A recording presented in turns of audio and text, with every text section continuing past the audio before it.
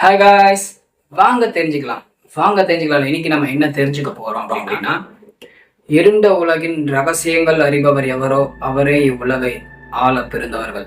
இப்ப எதுக்கு எப்படி நான் சொல்றேன் அப்படின்னா, நம்மளை படைச்ச அந்த இறைவனை பத்தியும் இறையர்களை பத்தியும் நல்லா தெரிஞ்சுக்க புனித நூல்கள் எத்தனையோ இருக்கு. ஆனா அவருக்கு நேர் எதிராக இருக்கிற சைத்தானுக்கு ஒரு புனித நூல் இருக்கு. அந்த புத்தகத்துல இருக்க விஷயங்களை படிச்சவங்க அப்படின்னா இந்த உலகத்தையே ஆள முடியும் அப்படின்னு சொன்னா நீங்க நம்புவீங்களா? ஏன்னா அதுல பில்லி சூன்யம் ஏவல் மந்திர தந்திரம் எந்திரம் அப்படின்னு சொல்ற ஏகப்பட்ட துஷ்காரியங்கள் அந்த புத்தகத்தில் நிறைஞ்சிருக்கு. இதோட ஏகப்பட்ட மர்மங்களும் அமானுஷங்களும் அந்த புத்தகத்தில் நிறைஞ்சிருக்கு. அதெல்லாம் என்னன்றதுதான் இந்த பதிவுல முழுமையா தெரிஞ்சுக்க போறோம். ஸோ ஸ்கிப் பண்ணாம மக்களை கடைசி வரைக்கும் கூடயே வாங்க.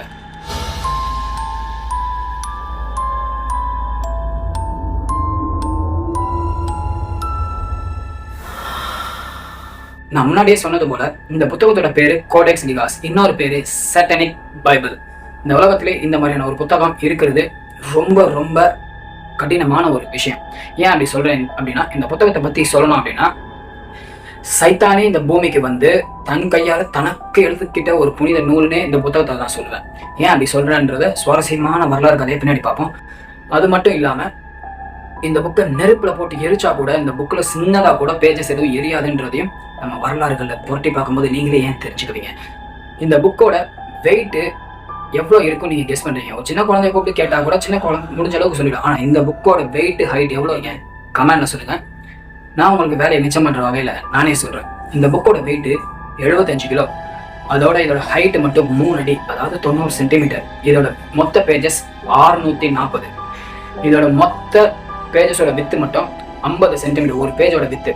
இப்படி ஏகப்பட்ட மர்மங்கள் இருந்தாலும் இதுல ஹைலைட்டா சொல்றதுல சுவாரஸ்யமா இன்னொரு விஷயம்னா, இந்த புக்கை ஆயிரம் வருஷத்துக்கு முன்னாடியே எழுதிட்டாங்க. ஆனா இன்ன வரைக்கும் யாராலையும் இந்த புத்தகத்தை முழுமையா டிரான்ஸ்லேட் பண்ணி படிக்க முடியலன்றதுதான் ரொம்ப பயங்கரமான ஒரு விஷயமா இருக்கு.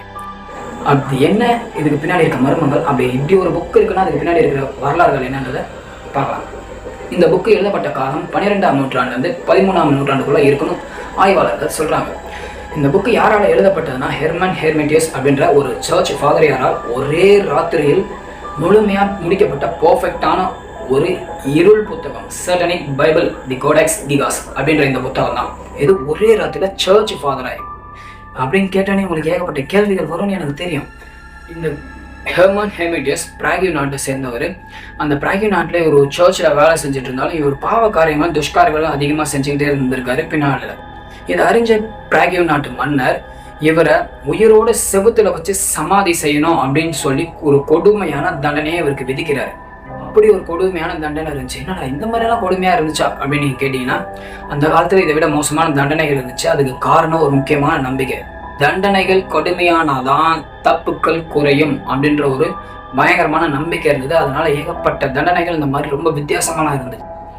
அந்த மாதிரியான ஒரு தண்டனை கொடுக்கும்போது சுவரை கட்டிக்கிட்டே வராங்க. கடைசி செங்கல்ல ஹெர்மன் என்ன நினைச்சாரோ, மன்னர்கிட்ட மன்றாடி, மன்னா என்னை நீங்க விடுவிச்சீங்க அப்படின்னா நான் இந்த உலகமே வியந்து போற அளவுக்கு ஒரு புத்தகத்தை ஒரே ராத்திரில உங்களுக்கு நான் எழுதி தரேன். அப்படி எழுதி தந்தேன் அப்படின்னா என்னை அடுத்த நாள் நீங்க விடுவிச்சிடணும் அப்படின்னு சொல்லி மன்றாடி கேட்கிறாரு. மன்னரும் மனசிறங்கி ஒரே நல்லது சாத்தியமே இல்லை அப்படின்னு சொல்லியும் முடிவு எடுத்து மன்னரும் இவரை அந்த சிறையில இருந்து வெளியே கொண்டு போய் ஒரு தனி ரூம்ல உட்கார வச்சு, உனக்கு என்னென்ன தேவையோ எல்லாத்தையும் நான் முழுமையா வழங்குறேன். எனக்கு நீ சொன்ன மாதிரி உலகமே பார்த்து வியக்கிற அளவுக்கு ஒரு புத்தகத்தை எனக்கு எழுதி இந்த ஒரே ராத்திரில கூட நான் நாளைக்கே உன்னை விடுதலை செஞ்சிடன்ட்டு போயிடுறாரு.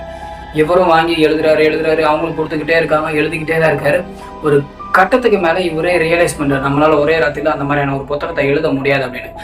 இந்த விஷயத்துல இருந்து தப்பிக்கணும்னு நினைச்ச இந்த ஹெர்மெட்டியஸ் கைகளை கூப்பி கண்களை மூடி மனசார மன்றாடி வேண்டான்.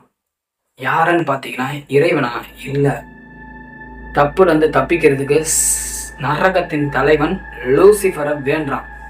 இவரோட பிரார்த்தனையை ஏத்துக்கிட்ட லூசிஃபர் நேரா வந்த உடனே இவருக்கும் லூசிஃபருக்கும் ஒரு டீலிங் நடக்குது. என்ன அப்படின்னா, எனக்கு இந்த மாதிரி ஒரே ராத்திரில உலக மக்கள் வியந்து போற மாதிரி நான் ஒரு புத்தகத்தை எழுதி கொடுத்தீங்கன்னா என் ஆத்மாவை நான் உங்களுக்கு சமர்ப்பணம் பண்றேன் அப்படின்னு சொன்னோன்னு லூசிஃபர் இவன் உடம்பை எடுத்துக்கிட்டு பாதி ராத்திரிக்கு மேல இருந்து வேலையை ஆரம்பிச்சு அந்த புத்தகத்தை விடியற் காலைக்குள்ள எழுதி கொடுத்தாச்சு.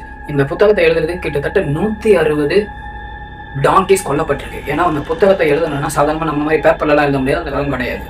160 டாங்கியை கொண்டு அதோட ஸ்கின்னை பதப்படுத்தி தான் இந்த புத்தகத்தையே எழுதியிருக்காங்க. இப்படி எழுதின அந்த புத்தகத்தை மன்னர்கிட்ட கொடுத்தோன்னே மன்னர் இதை பார்த்து வியந்து அவனை ரிலீஸ் பண்ணிடுறாரு. போன ஹெர்மிட்டிஸ் அதுக்கப்புறம் சாத்தானோட வேலைகளை மட்டுமே தொடர்ந்து செய்ய ஆரம்பிச்சிருக்காரு. ஒரு காலகட்டத்தில் அவரு இறந்துட்டாரு. திடீர்னு பார்த்தா 16ஆம் நூற்றாண்டுல அரண்மனையில தீ பிடிச்சி எரியுது. அப்படி தீ பிடிச்சி எரியும் போது இந்த புத்தகத்தை காப்பாற்றணும்னு நினைச்சவங்க தூக்கி அடுத்த ரூம்ல போடும்போது அந்த ரூமும் தீ பத்தி எரியுது. அப்படி சுத்தி இருக்கிற எல்லா பொருளும் எரிஞ்சு நாசமானாலும் இந்த புத்தகத்துல சின்னதா கூட ஒரு தீ காயமே கிடையாது. அந்த அளவுக்கு இந்த புத்தகம் ஃப்ரெஷ்ஷா இருந்துச்சு. இப்படியே போயிட்டு இருந்தா நல்லா இருக்கான்னு நினைச்ச அந்த பிராகி நாட்டு மன்னர் சர்ச்சுக்கு கீழே இருக்கிற அண்டர் கிரவுண்ட்ல ஒரு கதவுக்கு பின்னாடி இந்த புத்தகத்தை சேஃபா மறைச்சு வச்சிருக்காரு. இப்படி மறைச்சு வச்சதுக்கு அப்புறம் இந்த பிராகி நாட்டுக்கும் ஸ்வீடிஷ் நாட்டுக்கும் போர் வருது. அதுல ஸ்வீடிஷ் நாட்டினர் ஜெயிக்கிறாங்க. ஜெயிச்சு வந்த ஸ்வீடிஷ் நாட்டினர் சர்ச்சு கீழே இருக்க இந்த புத்தகத்தை பார்த்தோன்னே அரண்டு போறாங்க, இதுனா புக்கா அப்படின்னு. ஏன்னா 75 கிலோ 3 போர் வீரர்கள் சேர்ந்து இந்த புத்தகத்தை வெளியே தூக்கிட்டு வந்து வைக்கிறாங்க. ஒவ்வொரு பேஜ் அவங்க புரட்டும் போதும் ஆச்சரியப்படுறாங்க, அதிசயிக்கிறாங்க. ஏன் அப்படின்னா அதிசயிக்கிறதோட சேர்த்து அதிர்ந்து போறாங்கன்னு சொல்லலாம். ஏன் அப்படின்னா இந்த புக்கை ஆரம்பத்தில் எழுதியிருக்கிறத லாட்டின் மொழியில எழுதியிருக்காங்க. ஆனா போக போக இதை படிக்க படிக்க அவங்களுக்கு ஷாக்கிங்கான விஷயங்களா தெரியுது. அவங்களால படிக்கவே முடியலன்றதும் தெரியுது. 294 பக்கம் இந்த புக்கை எழுதுறதுக்கு ஹெல்ப்பாக இருந்த சாத்தானோட உருவ அமைப்பை அழகாக கலரில் சூப்பராக ஒரு டயக்ராம் பார்த்தோன்னே அந்த ஸ்வீடிஷ் நாட்டினரோட ஆர்மியாக அலர ஆரம்பிச்சிருச்சு. அந்த அளவுக்கு இருந்திருக்கு அந்த டயக்ராம். இப்படியே எழுதிக்கிட்டு இருந்த இந்த புக்கை புரட்ட ஒரு 24 பேஜ், அதாவது ஒரு சாப்டர் கொண்ட ஒரு பகுதி மட்டுமே மிஸ் ஆகுது. இன்னும் வரைக்கும் அந்த சாப்டர் எங்கே இருக்குது, என்ன ஆனதுன்னு அப்படின்னு யாராலையுமே கண்டுபிடிக்கப்பட முடியல. அந்த மாதிரியான ஒரு விஷயத்தான் அந்த புக்கில் இருந்திருக்கு. இந்த புக்கை படிக்க ஆரம்பத்தில் நல்லா இருந்தாலும் போக போக ரொம்ப உக்கிரமாக இருக்கிறதுனால யாராலையுமே அந்த புத்தகத்தை தெளிவாக படிக்க முடியல. இதனால ஸ்வீடிஷ் ஆர்மியினர் இதை கொண்டு போய் அருங்காட்சியகத்தில் வச்சுட்டாங்க. அன்னைக்கு கொண்டு போய் அருங்காட்சியகத்தில் வச்சவங்க தான் இன்னைக்கும் ஸ்வீடிஷ் நாட்டில் இந்த புக்கு மியூசியம்ல இருக்கு. இதெல்லாம் பொய்யை நினைச்சீங்கன்னா ஸ்வீடிஷ் நாட்டில் போய் பாருங்க. அந்த புக்கை முழுசா படிக்கிறா அவ்வளோ டேஞ்சரான விஷயங்கள் இருக்கு அப்படின்றத வரலாறுகள் நமக்கு சொல்லுது. இந்த காலத்துல இருக்கிற ஆராய்ச்சியாளர்கள் இதை பத்தி தெளிவா என்ன சொல்றாங்க அப்படின்னா, இந்த புக்கு எழுதுனதெல்லாம் ஓகே தான். ஒரு சாதாரண மனுஷன் இந்த மாதிரியான ஒரு புக்கை அச்சு பிசராம பர்ஃபெக்டா கலரிங் பண்ணி லைனிங் பண்ணி inch by inch handwriting கொஞ்சம் கூட மாறாம எழுதணும்னா குறைஞ்சது இந்த மாதிரி ஒரு புக் எழுத 30 வருஷம் ஆகும். ஒரே ராத்திரி, எக்ஸாக்டா சொல்லணும்னா பாதி ராத்திரியில எப்படி முடிக்க முடியும்? இதுதான் முதல் கேள்வி.